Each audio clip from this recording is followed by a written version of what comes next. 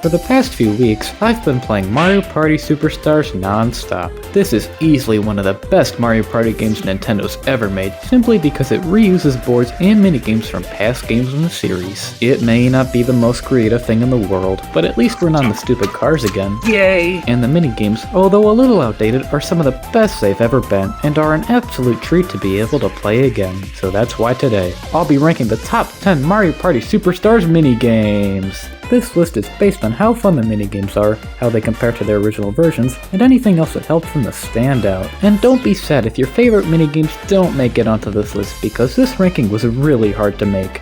Or do be sad, I don't care. Anyways, let's get to the countdown! Number 10. Snow World. Hailing from Mario Party 6, we have not the next installment in the Mario and Sonic at the Olympics series! This minigame is pretty basic. All 4 players take turns going down a ramp while on a snowboard, and have to perform as many tricks as possible. You do so by mashing the A, B, X, and Y buttons in a circle, as seen by this graphic. It's a pretty straightforward concept, but its simple and fast-paced gameplay makes it really addicting to go for a high score. Since you're taking turns, it means that you don't ever get to play for more than like 10 seconds, but at least you can skip all the computer's turns if you like. And let me tell you, those 10 seconds are intense. If you want to win this minigame, you gotta mash faster than a potato on an Idaho skillet, because you bet I'm taking you down. So in conclusion, this is an easy to understand minigame that still remains a timeless classic. Number 9. Coney Island. I like Mario Party, I also like ice cream, so naturally, if you combine those two things together, it's no doubt going to be one of my favorites. The premise of this minigame is that giant ice cream scoops are falling out of the sky, and you have to catch as many as you can onto an ice cream cone. You're only given 30 seconds to do so you'll have to move quickly in order to shine brightest. Like with the previous minigame, it's an extremely basic concept, but its simple nature makes it so enjoyable that it never gets old. It's so satisfying just barely having enough time to catch a falling scoop, and it always brightens my day when I do. Of course, with the more scoops you have, the slower your character moves. This makes the game much more balanced, further cementing its spot on this list. I've also discovered that how well you do in this minigame is based on RNG. Like sometimes I'll just stand in one area and get a whole truckload of scoops dumped on me, but other times I'll try the exact same thing and get almost nothing. I suppose it's good there's no game-breaking exploits here or anything. And yeah, that's basically it. It's just a solid minigame with a great theme and oh no, I've been playing this minigame so long I think it's starting to give me a brain freeze! Oh jeez! Oh man! Oh! Let's just hurry on to the next one, shall we? Number 8. Squared Away. I guess Mario and friends must not have been there because they certainly are square. Oh, that was horrible. But this minigame is the exact opposite of that. It's a 1v3 game where 3 of the players are larger cubes and the other one is a much smaller cube. The goal of the individual is to avoid being crushed by the other players, whereas the team of 3 has to try their best to flatten the odd me out. It might seem unfair at first, but the smaller cube is capable of moving much faster than the bigger ones, making it really easy to do laps around your opponents. This is a really interesting minigame because it actually encourages teamwork. The only way the 3 people can win is if they work together to try and corner their rival. Otherwise, they'll be stuck running into each other because their target is too fast. Of course, you could always pray that the person is stupid, which does happen sometimes, but it's more than likely that you're going to have to work together. And even if you're not on the team, it's still fun being the quicker player who has to dodge everything coming after them. This is one of the few 1v3 minigames that's both balanced and fun to play no matter which side you're on. This minigame might not be the most impressive thing out there, but I promise you that you will definitely get your money's worth out of this one. Number 7. Eatsa Pizza. I know all of the minigames I've mentioned so far aren't the most game-changing things in the world, but this one is by far the most basic one yet. In fact, it's so basic that I can describe the whole thing with only 2 words. Are you ready? Eat pizza.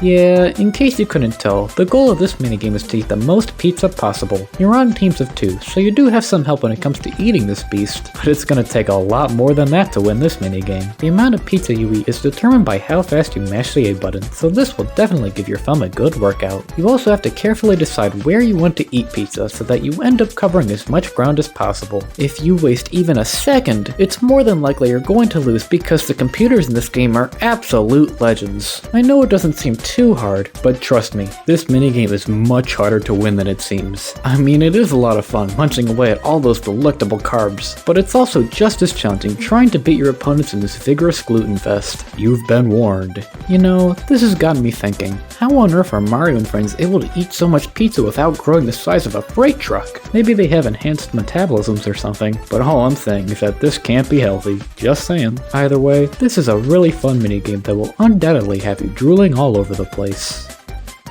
Damn it!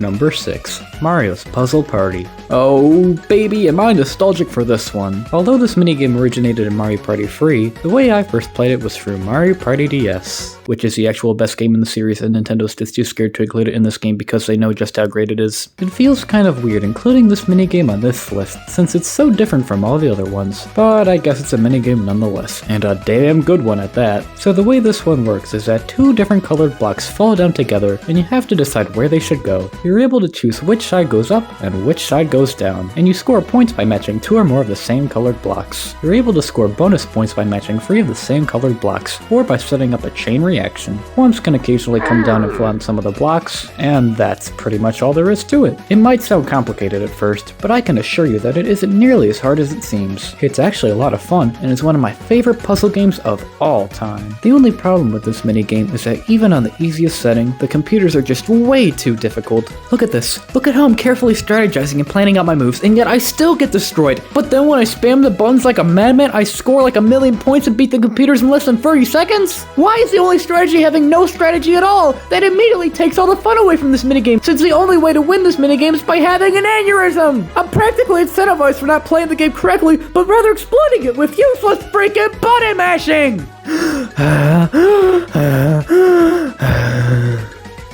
So overall, I'd give it a 10 out of 10. Number 5. Trace Race. Ever since this game was first announced, this was my most anticipated minigame. While I wouldn't say it's my favorite minigame from this collection, it sure does do a lot to stand out from the crowd. All 4 players are given a giant pencil, and the goal is to trace a squiggly line as best as you can. The lines usually contain things like loops, sharp turns, and other awkward shapes that can be a little tricky to trace perfectly. Immediately, you can tell this is a really creative concept because it puts everyone's artistic abilities to the test. This is it. This is your chance to prove to your parents that going to art school is worth it. I mean, how else are you going to convince them that you can make a living off of drawing female cartoon foxes?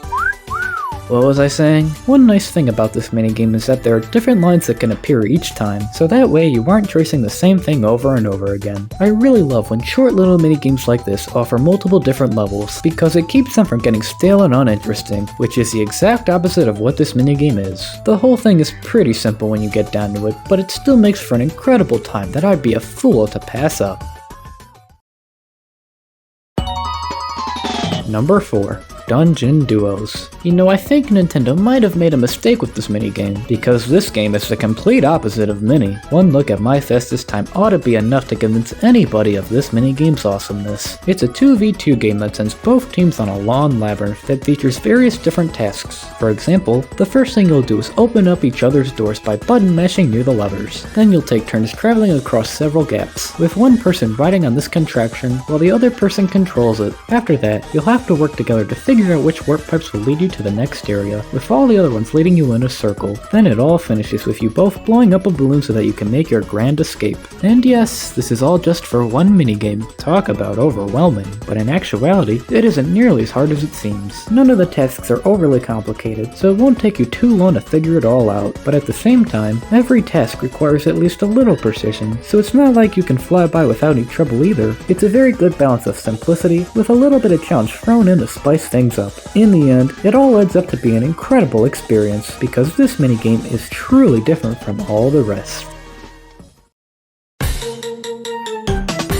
Number 3. Bombs Away. Oh yeah, now we're getting to the good stuff. Bombs Away is a classic Mario Party 1 minigame, so it makes complete sense to see it this high on the list. All 4 players are stuck on a wobbly island, and cannonballs are being launched in their direction. You have to try your best not to fall in the water or get hit by any of the cannonballs, or else it's game over. This adds an immense amount of pressure because you're truly never safe from all of the obstacles. Even if you manage to stay in the middle of the island, there's always the chance that a cannonball will hit you, sending you to your doom. My personal strategy is to move as much as possible, that way there's a less likely chance of getting hit. But even so, this minigame can prove to be quite a challenge. In fact, it feels really refreshing to play a minigame that isn't insanely easy, and I kind of dig it. This minigame is without a doubt one of the best of the bunch, but I promise you that it gets even better from here.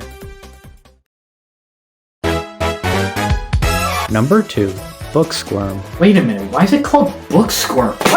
Everyone knows that you can't have a Mario Party game without Booksquirm, which I guess means that all of these games are alive in. Booksquirm is one of those minigames that I could literally play for hours on end, just because of how fun and addicting it is. All of the characters have been shrunken down to the size of ants, and have to dodge the falling pages from inside a book. The only way to avoid getting squished is by standing in the holes located on the falling pages. During the first few rounds, the pages fall pretty slowly, and there's plenty of holes for you to stand in. But after a couple of turns, the amount of holes becomes small, and the pages begin to fall faster. It can get quite exhilarating by the end and will definitely get your blood pumping. It's extremely satisfying trying to go for a high score, because even though it's not the most engaging minigame, it's just so fun to do over and over. But I can't help but think, what kind of message is this sending to kids? Oh, you shouldn't read books because the pages are dangerous and can cause you to lose Mario Party games. Am I the only person to have ever thought that?